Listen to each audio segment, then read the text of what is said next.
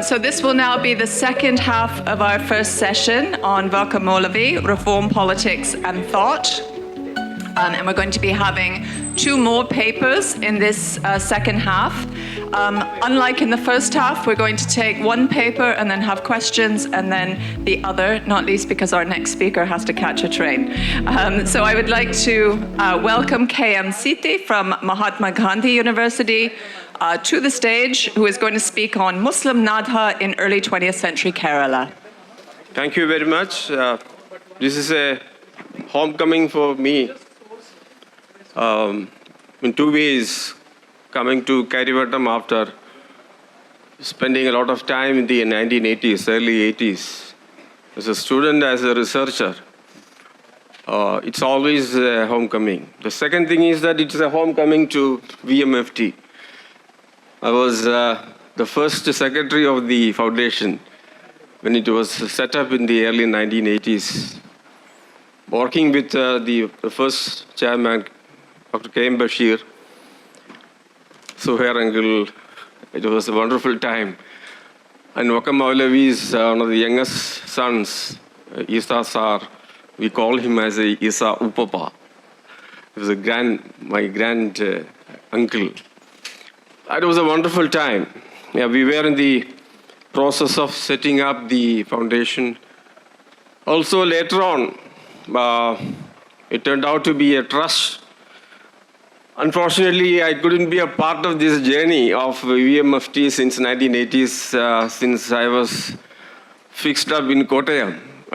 But closely working with many of the office bearers or my relatives of this foundation.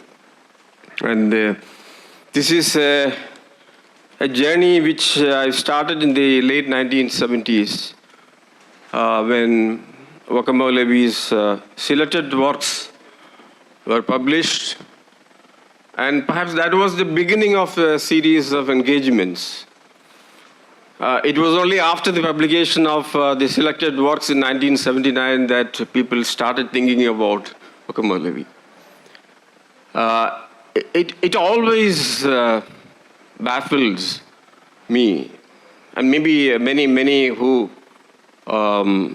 observe the social history of Kerala, why a great personality like Vakkom Moulavi didn't get a place he deserved in the social history of Kerala, even after several decades.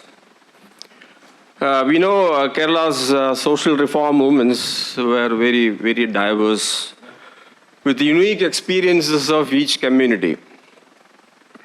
Of course, reformers like Narayana Guru, Bhattacharya and others address questions of human identity, access to public spaces, recognition and justice, and all from different vantage points. And of course, they gained recognition during their time itself. Of course, we know the history of Narayana Guru's efforts, because he had set up an agency to carry on the work in that sense. Vakkom Moulavi also did a lot of work in terms of setting up agencies which should have carried his mission. But unfortunately, that didn't continue for several reasons.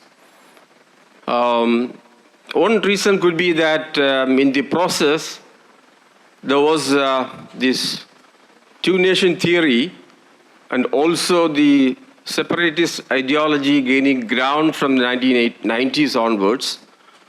Perhaps that would have undermined the efforts on the part of some of the reformists to carry on this task.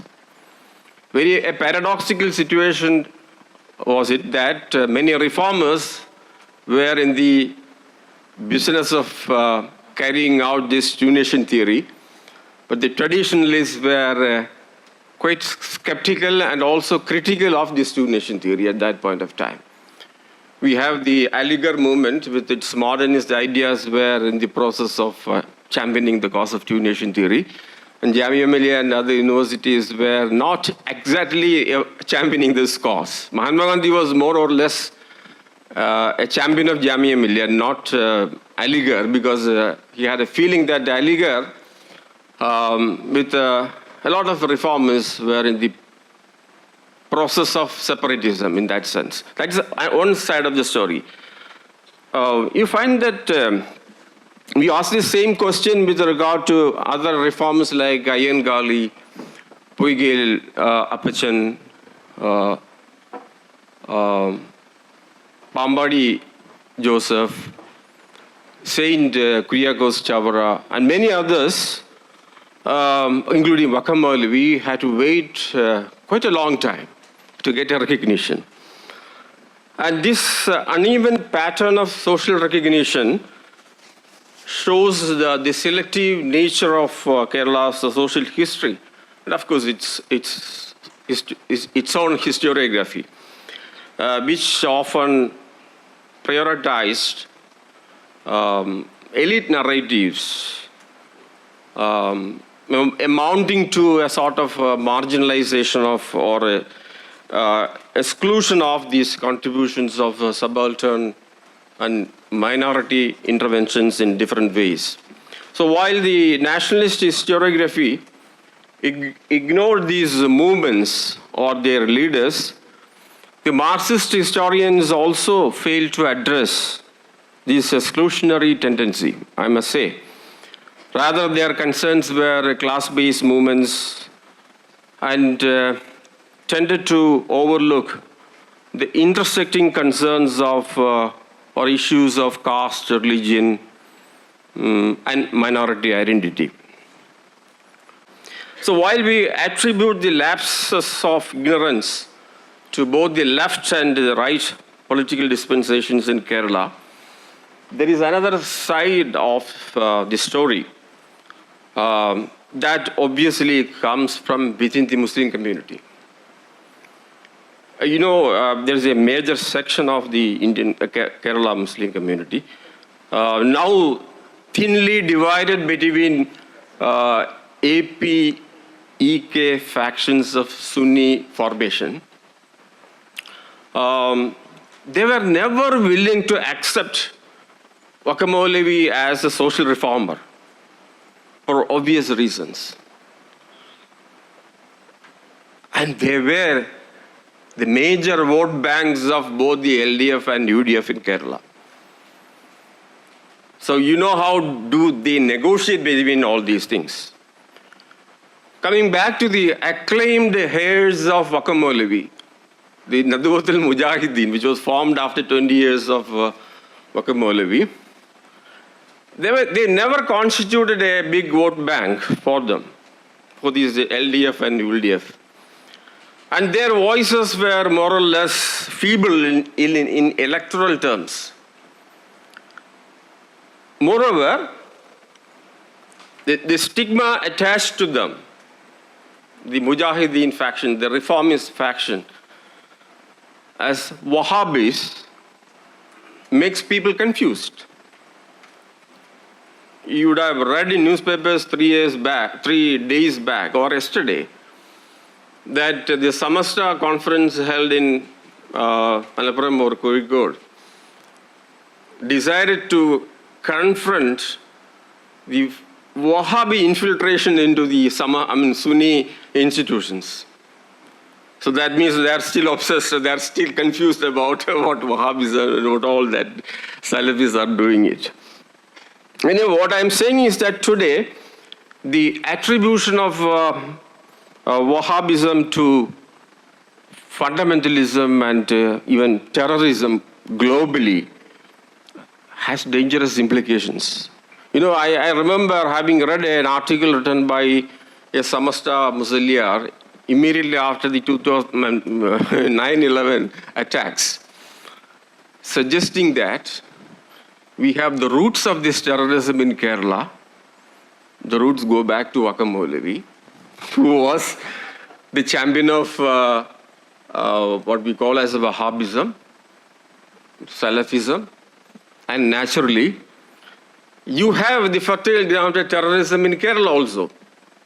So I had to reply it in Malayalam Variga to this Moulavi, but he didn't reply. Unfortunately, he linked his names with other names of this Jamaat organizations or whatever, from Sayyid Qutb to Hasan al-Banna and others, mixing up of everything, presenting Moulavi as the last line in the series of fundamentalists or Wahhabis.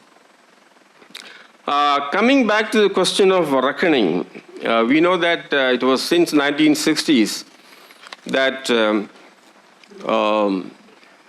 attempts to write alternative histories emerged in many parts of the world, not only in South Asia.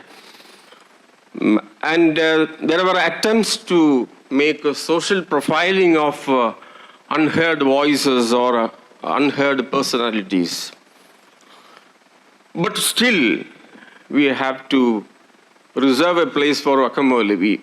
Despite his significant contributions, Vakkom Moulavi gained only slow recognition, that too since 1980s only.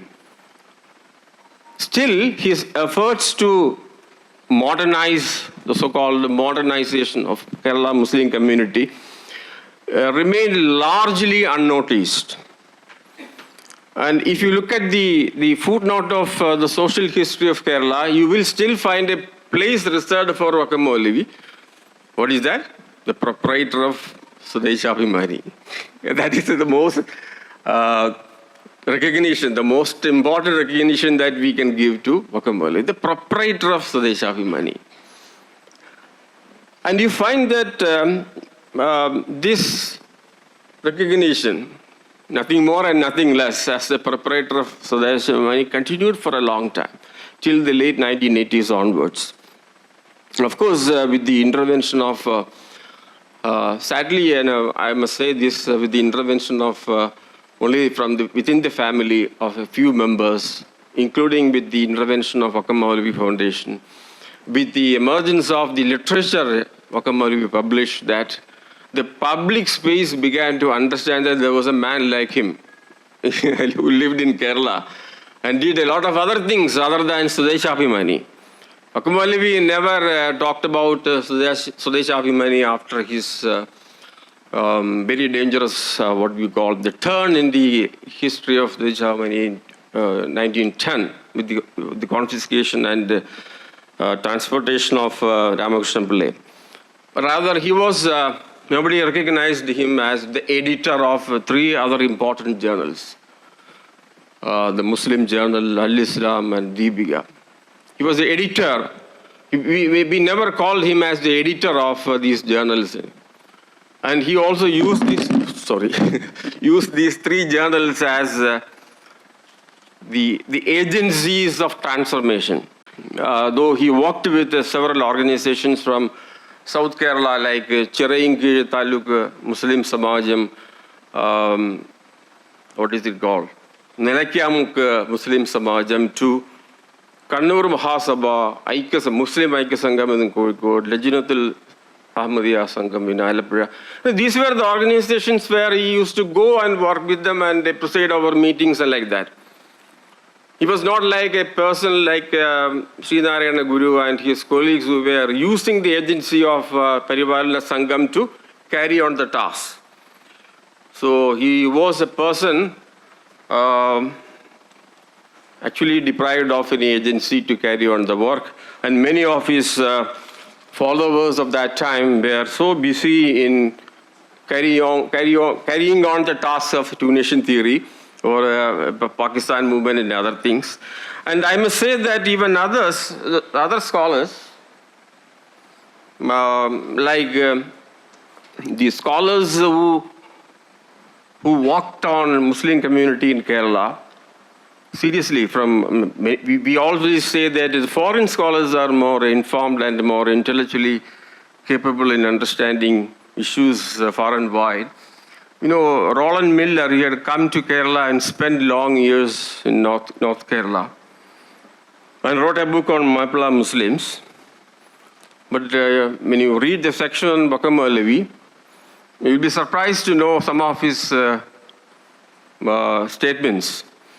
He actually downplayed the transformative potential of Vakkom Moulavi, labeling him as a conservative reformer. I don't know what sort of distinction that he made between a conservative reformer and a revolutionary reformer. I don't know. I do not know in social sciences whether such categorizations are possible. Revolutionary, conservative, liberal, and other things.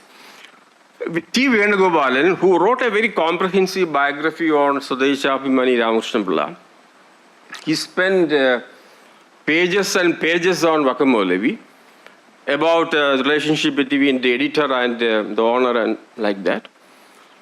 But when he comes to the religious question,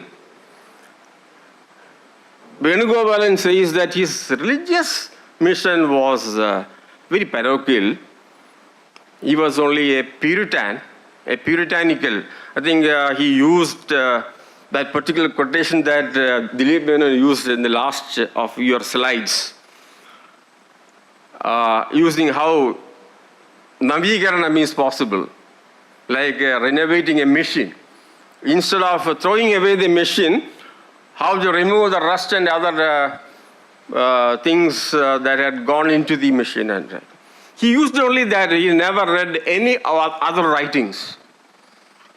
Say, for example, if you read his Al-Islahuddin, Laus above, where there was a series of conversations between Maulavis, his articles on Endan Wahhabiyattam, his articles on, or a very long essay on Islam Mada Siddhanta Samgraham. Nobody read all these things. And I do not know how many of you have read here, sitting here, of all these things. Read only Al-Islahuddiniya, where he had given a very detailed account of what all that he meant by reform. It was not in any meaningful sense a conservative reformism in that sense. So these patently biased and short-sighted interpretations actually obscured the depth of Vakkom Moulavi's engagement with modernity. And coming back to the modern, the influence of the... No, thank you. Oh, sorry, I'll take it. No, Dilip Menon was so enthusiastic in establishing the global connection between the reform movements in India and elsewhere. I'll tell a very interesting example of how these reform movements are now taken in the place from where he had taken reform, Cairo. 5 years back, I was a part of a mission to Cairo, the Indian mission to Cairo for a dialogue between Egyptian scholars and Indian scholars. But actually it turned out to be a dialogue between the retired diplomats of and military generals of Egypt and the Indian diplomats. In sheer enthusiasm, I said that I'm coming from Kerala. Kerala was such a place where we had the winds of change from the Islamic world blowing from Cairo to Kerala, and we are proud of a person like Muhammad Abdu, Rashid Duddan, like that. There was a stunned silence. There was a stunned silence in the dialogue for some time. Why? Because after the overthrow of this Morsi government, Brotherhood government, the military government is in power in Cairo. The fruits of Arab Spring, you have a very authoritarian government there. They don't want Rashid Rida or Muhammad Abdu to be mentioned anywhere in the scheme of things. I was warned by an Egyptian friend sitting near to me that you don't mention about Muhammad Abdu and Rashid Rida. They are considered as the ideologues of Muslim Brotherhood. The Muslim Brotherhood's government, they topple and they are in power. So they were asking this question whether the Vakkom Moulavi was a champion of this Muslim Brotherhood. And how easily you could connect things in such a manner. I was later on told by my team leader, Ambassador T.C. Raghavan, that it's a waste of time spending with these people, enlightening them on such issues of the subtle differences between Wahhabism, Salafism, and modernism. They are not bothered about all these things. The only question is whether Hassan al-Banna had talked about Rashid Rida and Al-Manar. There's a problem with Rashid Rida towards the end of his life that many of us don't know. Rashid Rida in his later life was a different man. He was an advocate of an Islamic caliphate. He was skeptical of many of the things which he said earlier, entering into dialogues with the Saudi contemporaries, and he even declared some of his earlier formulations as were not in a mature sense, as if he himself was a transformed man, a revivalist in a different sense towards the end of his life. You see, Vakkom Moulavi still maintained contact with Rashid Rida and others, but he never reflected. If you go through the writings of Vakkom Moulavi in Muslim or Al-Islam or Deepika towards the end of his life in 1930-31, you won't find any of the conceptualizations made by Rashid Rida in his Al-Manar and repeated and translated into these texts. I have examined it wherever possible, whether this was reflected. Moulavi was careful enough to handle Rashid Rida in such a manner that he never wanted the later Rida to be resuscitated in Kerala in such a manner, because he later on was moving towards Wahhabism in a different sense, and also he was not a Wahhabi at the beginning. Truly, he was a disciple of Abdu. Abdu died in 1905, but the period after 1905 was very significant when Al-Manar was launched. So we have to be extremely careful when you talk about the global connectivity of these movements and individuals, unless we are careful enough to understand the nuances of these positions of these intellectual leaders, we will be landing ourselves in trouble. Vakkom Moulavi, throughout his life, he was engaging different sorts of people. Initially, he was dealing with a Sufi scholar like Al-Ghazali, translated Kimia Sada several times, and in Muslim carried the introductory part and several things he translated. And I'm sure that he was not fully supporting Al-Ghazali in that way, but he opened this forum for public debates. Later on, a similar character like Shah Waliullah from Delhi, who was also a Sufi saint, and he was a fan of Shah Waliullah, but he never wanted to present him as a Sufi saint here. That was another side of the story. So what I'm saying is that Vakkom Moulavi was more or less influenced by the Arab Nehda. Arab Nehda, I use this word in a different sense, not like European Renaissance. It's the Arab Renaissance, which was characterized by the huge explosion of materials, Arab literature, poems, stories, dictionaries, encyclopedia of everything in the late 19th century, 18th and early 19th century. And many of these Arab newspapers and journals were carrying all these things. And Moulavi relied more or less on these sources rather than the sources from the European continent. Though he imported this press from Europe, he never wanted to repeat the mistakes committed by the Europeans in terms of reforming communities in different ways. Reforming communities should not mean secularizing in every sense like that. He was, in that sense, we are talking about Vakkom Moulavi in the early part of the 20th century. Secularism as a word was not, in that sense, in circulation at that point of time. But still, he was skeptical about the way atheism or even whatever you call as anti-religious sentiments gaining ground, particularly after the Russian Revolution and other revolutionary movements gaining ground across the world. He was not a fan of socialism in that way, though T. Venugopalan called him as a feudal socialist for writing on zakat as an important obligation of Muslims. You know, it's such a kind of reductionist logic of our historians or our biographers. So I'm not going into the details of all these things. What I'm saying is that the Arab Nahda was not a Muslim Nahda. Some of the experts sitting here may be knowing that Arab Nahda was essentially a Nahda of a pluralist variety with the Christians, Jewish people, Muslims, writing on women's rights, education, upliftment, all these things. So obviously, that particular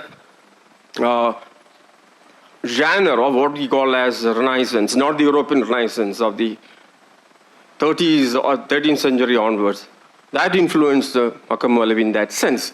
So for the lack of time and also to escape from further details of all these things, I am just winding up with a general statement that Moulavi's acceptance in Kerala was not possible for several reasons, and one of the reasons was that he was tremendously critical of the way Islamic texts were interpreted and